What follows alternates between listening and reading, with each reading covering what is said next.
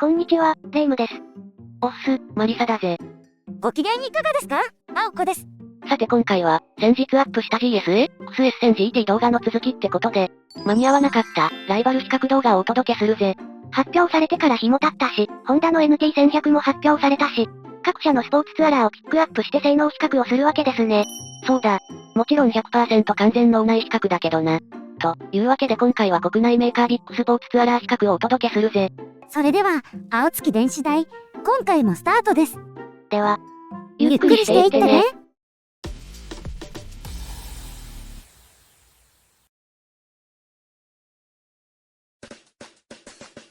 さて、今回の流れはこんな感じだ。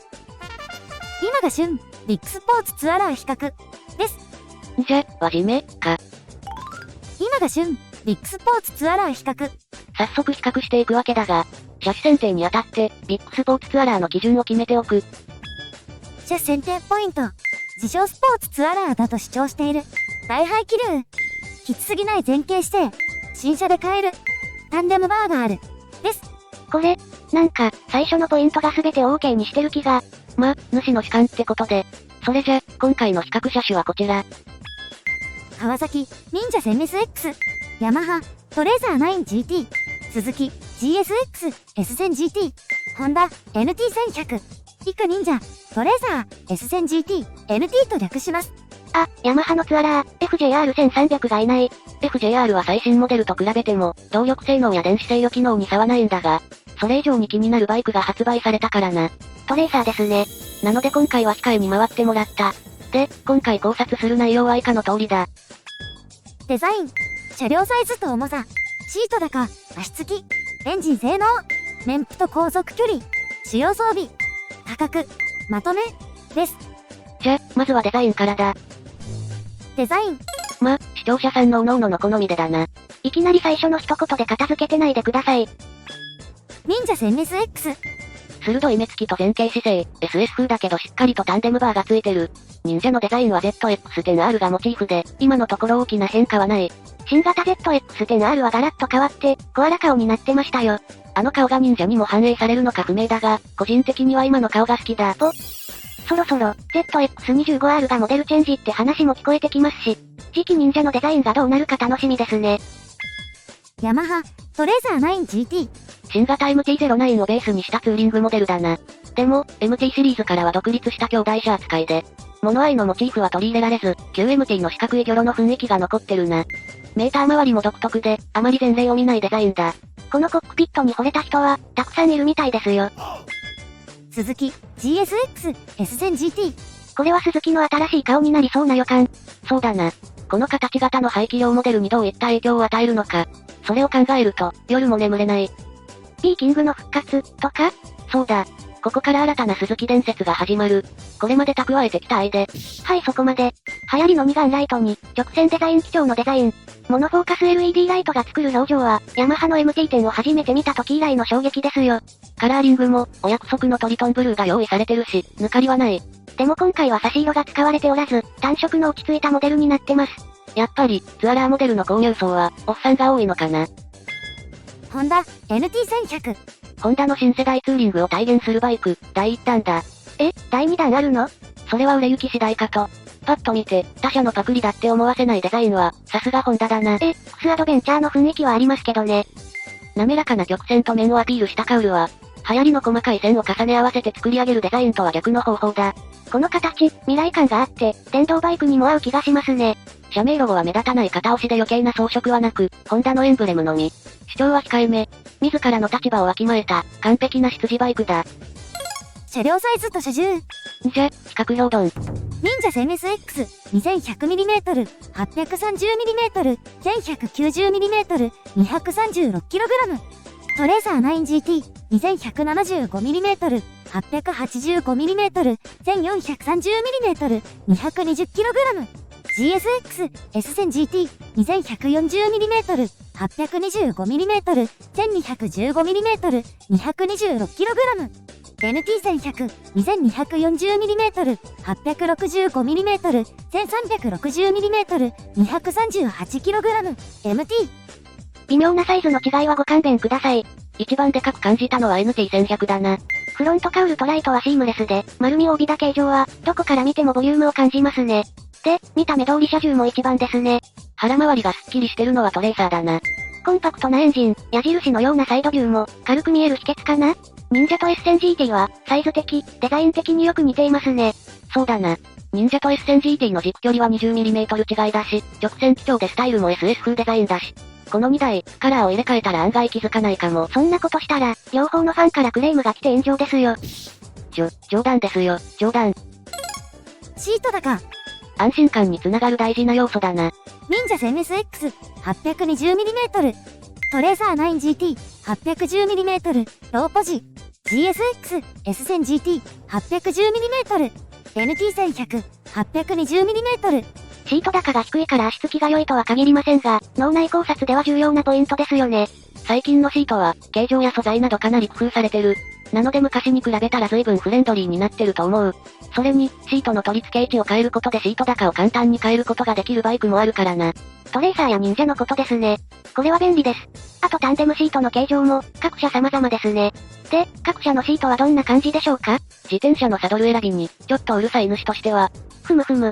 S1000GT のタンデムシートが一番良さそうだ。なんで？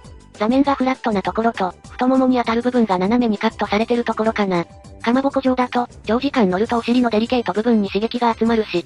あら、座面が広いと、太ももに当たって違和感がある。あと、忍者もいいぞ。何が？純正オプションでリアシートが6種類も準備されてる。マジっすか？後ろにも気配りできる男はモテるってことか。全国のタンデマーの皆さん、ご意見求む。エンジン性能。バイクのキャラクターを決める大事な要素、エンジン性能考察だ。各車体のエンジン仕様を比較していくぜ。忍者 1000SX、1043cc、直列4気筒。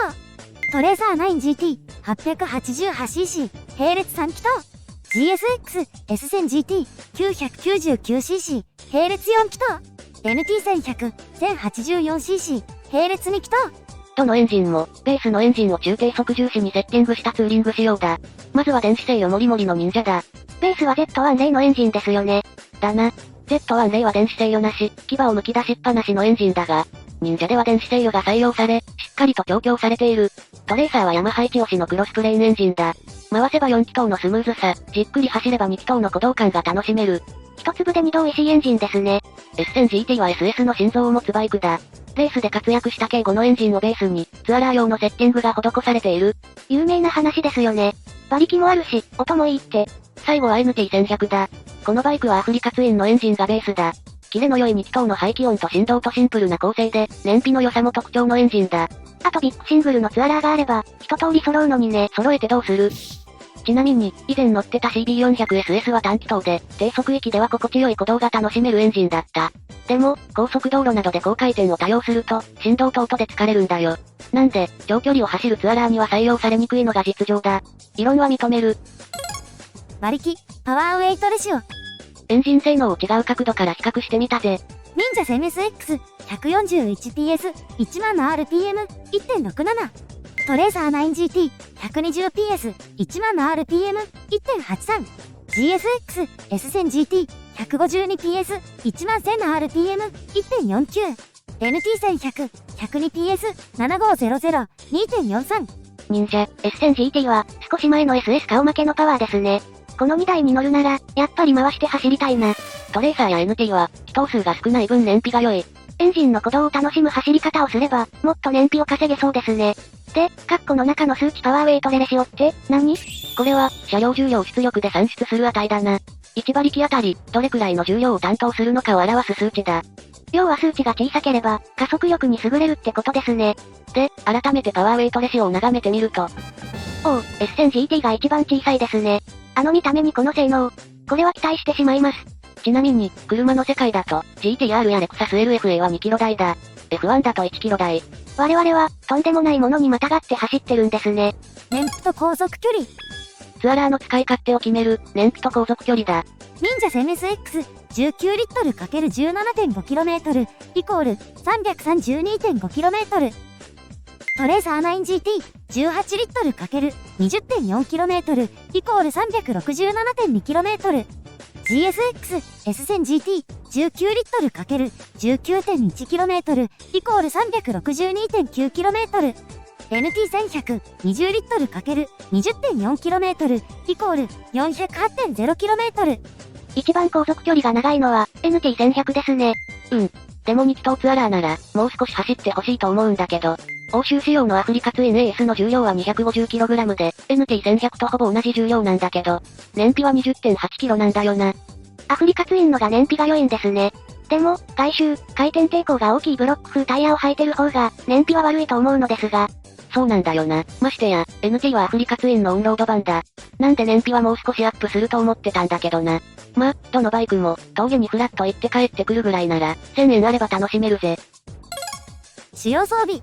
全車種、ツアラーバイク機能に不足なしだ。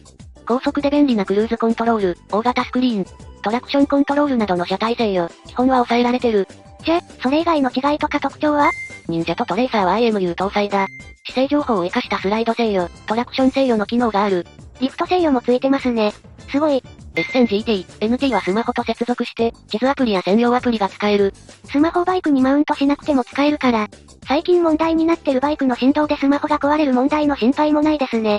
それに加えて S1000GT は、スズキおなじみのロー RPM アシスト装備で、低速域でのうっかりエンストを減らしてくれる。スズキは、車体制御のノウハウは色々持ってる。坂道での後退を抑えるヒルホールドコントロールや、車両の荷重状態に応じてライダーの制動操作をアシストするロードディペンデントコントロールとかな。今回は装備されてないの？されてない。おそらく IMU が必要だし、ベースの S1000 に装備されてないからだと思うぜ。ついてたらよかったのにね。価格。さ、一番肝心なところだぜ。国内価格が発表されてない S1000GT や NT1100 は、ネットで調べた予想価格を記載してる。まずコスパで選べば、一番は文句なしに忍者だ。さらにこの価格で、川崎ケアというメンテナンスパックが含まれてる。これは1ヶ月目点検に加え、3年間の定期点検とオイル交換オイルフィルター含むが無償になるサービスだ。余分な出費も減らせますね。NT1100 はちょっとお高いな。でも、この落ち着いたルックスなら、通勤とかで使っても違和感なさそうですよ。オンオフで使うと思えばコスパは良いかも。トレーサーも頑張ってる。カタログ価格は一番リーズナブルだし、個人的には気になるバイクだ。S1000GT は、このデザインは価格の問題じゃない。こんなところだな。じゃ、お次は比較のまとめだ。まとめ？どれも魅力的なバイクばかりだ。じゃ、各車種の魅力を一言で表して、この動画の締めとしましょうか。じゃ、まずは忍者 1000SX。初めての大型ツアラーに乗るなら一押しだ。足つきもバッチリで、長い付き合いになりそうなバイクだ。次はトレーサー 9GT。電子制御、電子サス、アドベンチャースタイル、オールラウンドに使えるバイクだ。迷ったらこれ。NT1100 は？安心の航続距離と信頼性のホンダ。オールタイムで使うなら、この見た目と性能は一押し。GSX-S1000GT。スーパースポーツの遺伝子を持ち、フレンドリーな機能を詰め込んだバイク。この顔にピンときたら鈴木ワールドへ。主の所感大爆発なまとめですね。さ、今回はこれで以上だ。やっぱり、新しい相棒選びは楽しいですね。これで市場が満足にできれば、申し分ないのですが。そうだな。バイクを取り巻く情勢の回復を願うぜ。では、今回はこの辺で。それでは、See you!